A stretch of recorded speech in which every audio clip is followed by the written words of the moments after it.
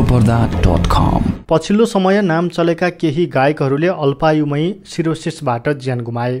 3 साता अघि गायक खेमराज गुरुङलाई सिरोसिसले नै लगेको थियो भने मंगलबार सुनिल बर्देवाको पनि सिरोसिसबाटै मृत्यु भएको चिकित्सकहरूले जनाएका छन्। आखिर सिरोसिस के हो त अनि यसको निदानको उपाय के छ त? आज हामीले तपाईलाई नेपालखबर.com को लागि डाक्टर विवेक शर्माले लेख्नु भएको कलेजोको दीर्घकालीन रोग सिरोसिस सम्बन्धी केही जानकारीहरू प्रस्तुत गर्न गइरहेका छौं। कलेजो मानव शरीरको पाचन प्रणालीको महत्त्वपूर्ण अङ्ग हो। यो हाम्रो पेटको माथिल्लो दाहिने भागमा तलपट्टि करङको पछाडि रहेको हुन्छ। कलेजो बिना जीवन र कुनै पनि शारीरिक प्रक्रिया सम्भव हुँदैन। प्रकृतिले पनि कलेजोलाई अनौठो सञ्चय गर्ने क्षमता दिएको छ। करिब 10% मात्र कलेजोले काम गर्दासम्म पनि यो बिग्रिएको केही लक्षण पनि नदेखिन सक्छ। कलेजोको कुनै पनि दीर्घकालीन रोग अथवा क्षतिले सिरोसिस गराउन सक्छ। लामो समयसम्म कलेजोलाई क्षति भइराखे कलेजोमा बिस्तारै खतहरू बस्दै जान्छन्। यस्ता खतहरू जम्मा भएर कलेजो कडा हुन्छ र यसको काम गर्ने क्षमतामा कमी हुँदै जान्छ।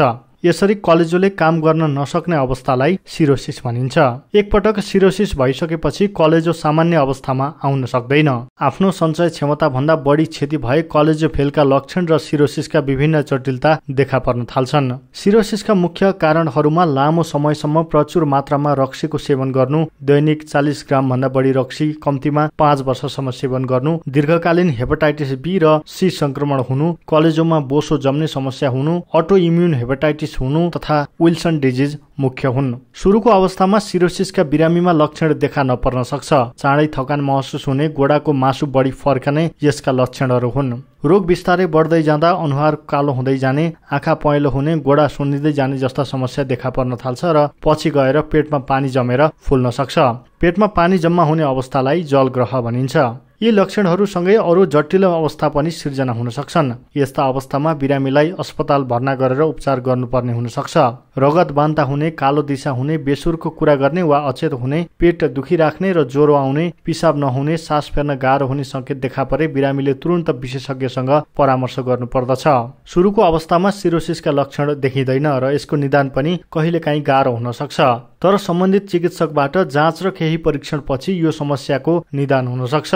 यस प्रक्रियामा सिरोसिस हुनुको कारण पत्ता लगाउन र यसबाट हुन सक्ने जटिलताका लागि पनि जाँच गर्न जरुरी हुन्छ। कलेजोको कुनै पनि दीर्घकालीन रोगले सिरोसिस गराउन सक्छ। सिरोसिस भइसकेपछि पनि त्यसको कारणलाई निष्क्रिय पार्न सके कलेजोलाई फेल हुनबाट रोक्न सकिन्छ।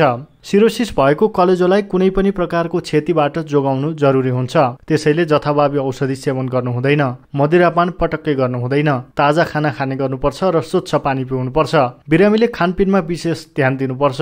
सिरोसिसका बिरामीको स्वास्थ्यमा पोषणको ठूलो भूमिका रहने भएकोले त्यसमा विशेष ध्यान पुर्याउनुपर्छ। सिरोसिस भएका बिरामीमा खानाको रुचि अत्यन्त कम हुन्छ र उनीहरूले खाना नखाने समेत गर्दछन्। खानाको माध्यमबाट शरीरले पाउने पोषण नपाउँदा बिरामी कहिलेकाहीँ कुपोषणको शिकार हुन पुग्छन्। साथै अरू संक्रमणबाट लड्ने क्षमता कम हुन जान्छ। विभिन्न प्रकारका जटिलता राम्रो पोषण नहुनुकै कारणबाट उत्पन्न हुन सक्छन्। कम्तीमा पनि खानामा 60 देखि 90 ग्राम प्रोटिन, 1800 देखि 2000 किलो क्यालोरीको पोषण हुनु अनिवार्य छ। दूधजन्य र गेडागुडीका परिकार, माछा, मासु प्रोटिनका राम्रा स्रोत हुन्। आकर्षक र स्वादिलो तरिकाले खाना बनाएर थोरै थोरै गरेर दिनको धेरै पटक खुवाएर बिरामीलाई पर्याप्त मात्रामा पोसिलो खाना दिन सकिन्छ। गोडा सुन्निएका तथा जलग्रह भएका बिरामीलाई नुनको परिमाण थोरै दिनुपर्ने हुन्छ र सकेको खण्डमा खाना पकाउँदा नुनको प्रयोग गर्दै नगरे बेस हुन्छ। पानीबाट सर्ने हेपाटाइटिस ई र ए तथा अरू संक्रमण सिरोसिसका बिरामीमा भए ज्यानकै खतरा पनि हुन सक्छ। पानीको सरसफाइ ज्यादै जरुरी विषय हो। पानी उमालेर पिउनु सबभन्दा सुरक्षित उपाय हो। कलेजोको सिरोसिस सुरुको अवस्थामै पत्ता लागेर सतर्कता अपनाएर बिरामीले समयमा सही उपचार पाएमा मृत्युबाट जोगाउन सकिन्छ। कलेजोमा बोसो जम्ने समस्या अर्थात् फ्याटी लिभरको निदान र यसको उपचार। कलेजोमा केही मात्रामा बोसो हुनु स्वाभाविक हो, तर यो बोसो यदि 10% भन्दा बढी छ भने त्यस्तो अवस्थालाई कलेजोमा बोसो जमेको भनिन्छ। कलेजोमा बोसो जम्ने रोगलाई पहिलेकै अवस्थामा ल्याउन सकिन्छ। यसका लागि बिरामीले रहनसहन, जीवनशैली र खानपानमा परिवर्तन गर्नुपर्ने हुन्छ। रक्सी र अन्य कारणले कलेजोमा बोसो जम्ने समस्या आउँछ। रक्सीको कारणले बोसो जम्नु धेरै वर्ष धेरै मात्रामा रक्सीको सेवन गर्नाले हुने रोग हो।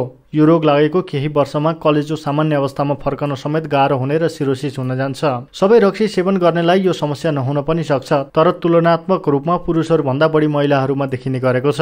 यसका लक्षणहरू: सुरुवाती अवस्थामा लक्षणहरू नदेखिन पनि सक्छन्, तर कलेजोमा बोसो जमेपछि यी प्रारम्भिक लक्षणहरू देखा पर्न जान्छन्। छिट्टै थाक्नु, खाना खान मन नलाग्नु, वाकवाकी लाग्नु, तौल कम हुँदै जानु, दाहिने कोखा मुनि दुख्नु, रातो नसाहरू छालामा देखिनु। कलेजो बिग्रिँदै गएमा क्रमशः थप लक्षणहरू पनि देखिन थाल्छन्। स्मरण शक्ति कम हुनु, शरीर पहेँलो हुँदै जानु र जन्डिस हुनु, घोडा र पेट सुन्निनु, बाँझोपन र नपुंसक हुनु, मुखबाट र शरीरको अन्य भागबाट रगत आउनु, शरीर सुक्दै जानु। यसको निदानका केही उपायहरू रहेका छन्। चिकित्सकले बिरामी र बिरामीको आफन्तलाई विभिन्न प्रश्नहरू सोधेर यसको निदान गरिन्छ, जस्तै कति वर्षसम्म रक्सी सेवन गरेको, कति मात्रामा रक्सी सेवन गरेको, रक्सी दिनदिनै सेवन गर्नुपर्ने वा नपर्ने, पहिलेको भन्दा रक्सी सेवनको मात्रा घटे या नघटेको, दैनिक काममा बाधा परे नपरेको, बिहान उठ्ने बित्तिकै पहिले रक्सी सेवन गर्नै पर्ने या नपर्ने, अन्य नशालु औषध सेवन गर्ने गरेको या नगरेको, पारिवारिक रोगहरू र अन्य रोगहरू। यसको परीक्षण यसरी गरिन्छ: कलेजो फियो बढ्नु, स्तन बढ्नु, पेट सुन्निनु, घोडा सुन्निनु, हात रातो हुनु, रातो माकुरा जस्तो नसा छाला मुनि देखिनु, जन्डिस हुनु र पहेँलो शरीर हुनु, अन्डकोश सुक्दै जानु। प्रयोगशाला परीक्षण: यसको प्रयोगशालामा यसरी परीक्षण गरिन्छ: सीबीसी कलेजोको जाँच अर्थात् लिभर फङ्क्सन टेस्ट, एलएफटी, पिटिर आइएनआर, अल्ट्रासाउन्ड, यूएसजी, पेटको CT scan, abdominal CT, hepatitis B र C, iron profile, ANA, lipid profile, biopsy लगायतका परीक्षणहरू जसले अन्य कारणहरू छुट्याउन सजिलो हुन्छ, साथै फाइब्रो स्क्यान। रक्सी बाहेक अन्य कारणले कलेजोमा पनि बोसो जम्न सक्छ। यो समस्या वयस्क उमेरमा बढी देखिन्छ, तौल बढी भएमा, मधुमेह रोग भएमा, रगतमा कोलेस्ट्रोलको मात्रा बढी भएमा, उच्च रक्तचाप भएमा, खास किसिमका औषधिहरूको सेवनको कारण जस्तै स्टेरोइड, एस्पिरिन, एमियाडोरोन लगायतका केही औषधिहरूको सेवन, भाइरल हेपाटाइटिस, मेटाबोलिक रोगहरू, अटोइम्युन रोगहरू, छिट्टै ओजन घटाउन खाना कम गर्दा, कुपोषणका कारण। गर्भवती महिलाहरूमा यो रोग कम देखिन्छ, तर भेटिएको खण्डमा बच्चा र आमा दुवैका लागि खतरनाक हुन सक्छ। यसको उपचारको सबैभन्दा महत्त्वपूर्ण पाटो भनेको जीवनशैली परिवर्तन गर्नु हो।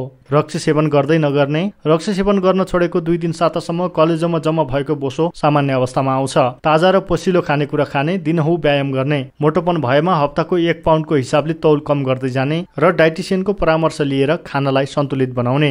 अरू समस्याहरू जस्तै मधुमेह, उच्च रक्तचाप, कोलेस्ट्रोल भएमा यिनलाई नियन्त्रणमा राख्ने, हेपाटाइटिस र निमोनिया विरुद्धको खोप लगाउने, डाक्टरको सल्लाह बाहेकको औषधि सेवन नगर्ने, रोगको कारण र अवस्था हेरी डाक्टरले थप उपचार गर्न सक्नेछन्। अन्त्यमा धेरैजसो कलेजोमा बोसो जम्नुलाई सामान्य रूपमा लिने गरिन्छ। यो कलेजोको रोगको रूपमा परिणत हुने सम्भावना अत्यन्त न्यून हुन्छ। समयमा नै विचार पुर्याउन सकिएन भने र यसलाई नियन्त्रण गर्न सकिएन भने यसले सिरोसिस जस्तो भयानक रोगको रूप लिन सक्छ। त्यसैले मधुमेह, कोलेस्ट्रोल, उच्च रक्तचापलाई नियन्त्रणमा राख्नु जरुरी हुन्छ। त्यसैगरी मोटोपन र बढी तौल भएकाहरूले हरेक महिना 2 किलोका दरले आफ्नो तौल घटाउनु पर्ने हुन्छ।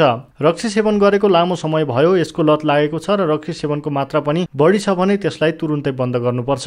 कलेजो विशेषज्ञ डाक्टर विवेक शर्मा ग्रान्डी अस्पतालमा कार्यरत हुनुहुन्छ।